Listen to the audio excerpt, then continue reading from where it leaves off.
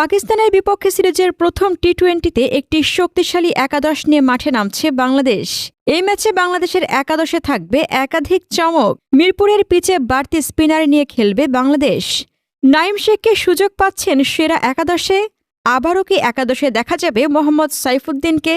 চলুন তাহলে আমরা এক নজরে দেখে আসি এই ম্যাচে যে শক্তিশালী একাদশ নিয়ে মাঠে নামছে বাংলাদেশ।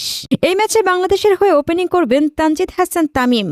তামিমের সাথে ওপেনিংয়ে দেখা যাবে পারভেজ হাসান ইমনকে। ৩ নম্বর পজিশনে ব্যাটিং করবেন অধিনায়ক লিটন কুমার দাস।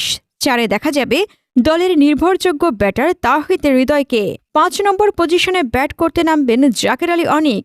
6-এ ব্যাটিং করবেন hard hitter batter Shamim Patwari. 7 নম্বর পজিশনে দেখা যাবে শেখ মেহেদীকে। Leg spinner Rishad Hossain batting করবেন 8 নম্বর পজিশনে। স্পেশালিস্ট স্পিনার নাসুম আহমেদও থাকবেন এই ম্যাচের একাদশে। পেস আক্রমণে দেখা যাবে তাসকিন আহমেদ ও মুস্তাফিজুর রহমানকে। উল্লেখ্য, সিরিজের প্রথম টি-20 ম্যাচটা মাঠে গড়াবে 20 জুলাই বাংলাদেশ সময় সন্ধ্যা 6টায়। প্রিয় দর্শক বন্ধুরা, বাংলাদেশ কি পারবে এই একাদশটি নিয়ে পাকিস্তানকে হারাতে? আপনাদের গুরুত্বপূর্ণ মতামতটা অবশ্যই কমেন্ট করে জানাবেন।